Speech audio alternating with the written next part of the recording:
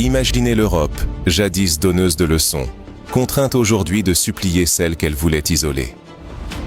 Voilà le paradoxe qui secoue Bruxelles. Après des sanctions répétées et des promesses d'indépendance énergétique, l'Union européenne sollicite Moscou pour une reprise gratuite du gaz, invoquant l'aide humanitaire. Oui, gratuite. Un geste inédit, à rebours de tous les discours tenus il y a tout juste 2 ans. Ce revirement interroge et expose une vulnérabilité longtemps niée. L'Europe, qui se rêvait forte et souveraine, doit maintenant expliquer à ses citoyens ce virage brutal, après avoir martelé qu'elle tournerait la page du gaz russe.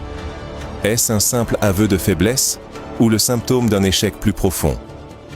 L'écart entre les promesses passées et la réalité actuelle frappe. Hier, on jurait de fermer les robinets, d'assurer l'autonomie. Aujourd'hui, les mêmes institutions évoquent urgence humanitaire, solidarité, exception historique. Mais à quel coût réel? Ce paradoxe fragilise l'image internationale de l'Union et pèse sur sa crédibilité. Pour les citoyens, les conséquences sont concrètes. Prix en hausse, emplois menacés, industrie en péril. L'énergie, jadis acquise, devient un luxe, alors que la Russie, moins dépendante, impose ses règles. Comment l'Europe a-t-elle pu perdre le contrôle? Retour sur 2 années de bouleversements qui ont tout changé. Pour comprendre cette volte-face, il faut revenir au début de la crise énergétique. Comment l'Union est-elle passée de l'assurance à la dépendance? Pendant des décennies, l'énergie russe alimentait sans faille l'Europe. Ce partenariat semblait inébranlable, jusqu'au choc de 2022. Depuis la fin du XXe siècle, Moscou et Bruxelles avaient tissé des liens énergétiques étroits. Les gazoducs géants comme Yamal ou Nord Stream, des contrats sur plusieurs décennies, des milliards investis. Chacun dépendait de l'autre. La Russie assurait la sécurité énergétique de l'Union européenne, tandis que l'Europe garantissait à Moscou des recettes vitales. Mais tout s'est brusquement fissuré. Sous la pression américaine et face à la guerre en Ukraine, l'Europe tente de rompre avec le gaz russe. Sanctions, arrêt des projets comme Nord Stream 2, résiliation de contrats historiques. La rupture est brutale. Bruxelles promet de compenser avec le gaz naturel liquéfié venu d'outre-Atlantique, le déploiement accéléré des renouvelables et des efforts de sobriété. La Russie encaisse le choc, sans riposter immédiatement. Rapidement, elle pivote vers l'Asie. Chine, Inde, Vietnam, de nouveaux partenaires émergent.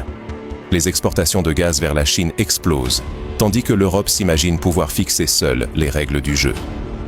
Mais derrière cet affichage politique, l'Europe joue gros. Sécurité énergétique, avenir industriel, prospérité construite sur une énergie abondante. La réalité des marchés et de la géopolitique va bientôt s'imposer avec fracas. L'hiver approche et l'équilibre fragile du continent menace de céder. Les premiers signes d'une crise majeure apparaissent déjà. Les factures explosent, les usines ferment. Dans les couloirs de Bruxelles, la panique remplace la confiance.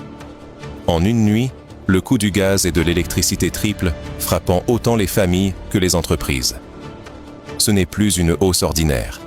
Des millions de foyers voient leur budget chavirer. Des milliers de PME titubent au bord du gouffre.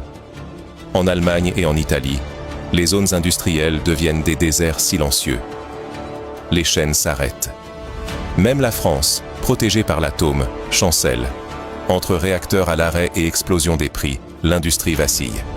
L'alternative américaine, vantée comme un salut, révèle son vrai prix. Le gaz liquéfié transporté par navire coûte 3 fois plus cher que celui venu de Russie par pipeline.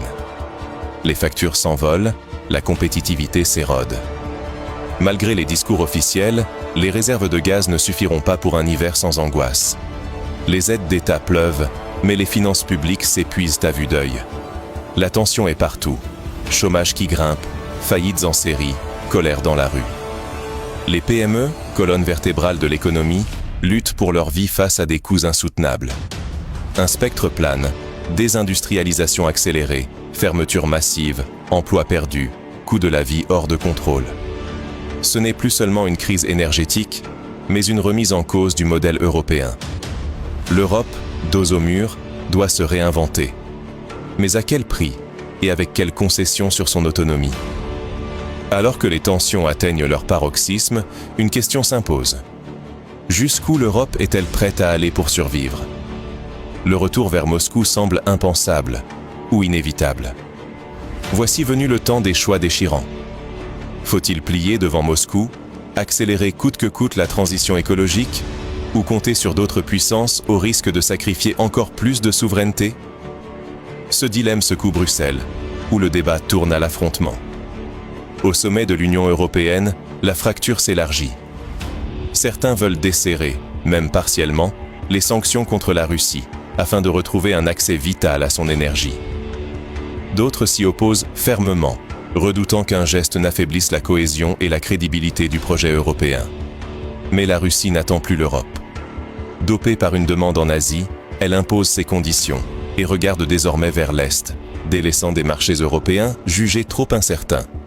L'Europe, elle, voit s'effriter son influence. Tandis que de nouveaux géants asiatiques et les États-Unis s'imposent comme fournisseurs majeurs et centres industriels, le centre de gravité mondial glisse peu à peu vers l'Asie et l'Amérique.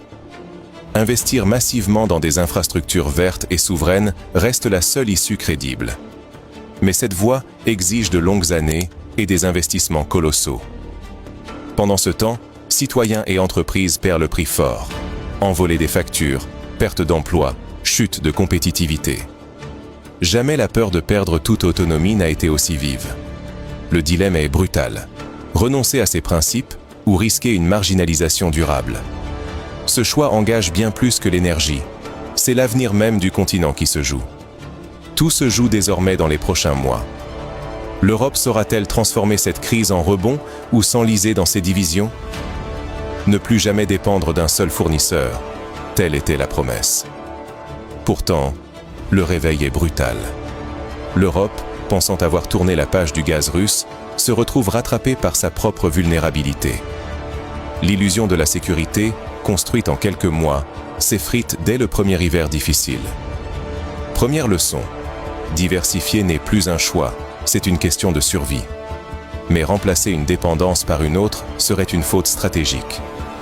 Développer les énergies renouvelables, relancer le nucléaire, moderniser les réseaux. Ces chantiers prendront des années, voire des décennies. Chaque hiver rappellera l'urgence et la patience nécessaires. La montée des tensions impose une coopération internationale fondée sur la réciprocité. L'énergie ne peut plus être l'arme d'un seul camp. L'avenir sera à ceux qui savent dialoguer, négocier, même avec d'anciens rivaux. Refuser le compromis, c'est s'exposer à l'isolement. Les dirigeants doivent sortir du tout ou rien. Croire qu'on peut exclure un acteur majeur sans conséquence, c'est ignorer l'interdépendance mondiale. Il faut privilégier le pragmatisme, apprendre des échecs récents et éviter de répéter les erreurs passées. Pour les citoyens, il s'agit désormais de s'informer et d'agir. Comprendre l'origine de son énergie, anticiper la hausse des factures, exiger la transparence, ces gestes sont essentiels pour ne plus subir. La sobriété devient une nouvelle forme de liberté, non pas un renoncement. Les entreprises n'ont plus le choix. Innover, investir dans l'efficacité, décarboner massivement. Seules celles qui transformeront la contrainte en opportunité resteront compétitives à l'échelle mondiale. Ignorer ces leçons, c'est risquer de tomber dans les mêmes pièges. L'histoire l'a montré, la sécurité énergétique ne s'improvise pas. Elle se construit avec lucidité, courage et constance. Mais derrière les grandes déclarations, une question persiste. Qui, aujourd'hui, paiera le prix de cette transition? Les fissures commencent à apparaître, révélant des fractures sociales et politiques inattendues. Le monde a basculé. Les anciennes certitudes énergétiques de l'Europe se sont effondrées. Jadis sûre de sa puissance, l'Union se retrouve aujourd'hui à tendre la main vers celle qu'elle voulait bannir à jamais. Ce renversement brutal expose la vulnérabilité de nos choix passés. La dépendance n'est plus un simple concept. Elle frappe à la porte de chaque foyer. Les factures grimpent, la sécurité de l'emploi s'effrite, et les entreprises vacillent. Les décisions d'hier se transforment en chaînes qui restreignent nos options aujourd'hui. Face à l'essor du bloc asiatique et à la réorientation de la Russie, l'Europe doit revoir ses alliances, et accepter que le confort d'autrefois n'est plus garanti. L'heure est à l'adaptation, à l'innovation, à la solidarité. La vraie question: comment chacun peut-il se préparer à un monde où énergie, stabilité et influence changent de main? Les défis sont colossaux, mais ils ouvrent la voie à une refonte de nos priorités, de nos alliances et de notre place sur la scène mondiale. Seuls ceux qui anticiperont ces mutations pourront préserver leur avenir. Refuser l'autosatisfaction, questionner l'évidence et rester lucide. Voilà les clés pour affronter ce nouvel ordre.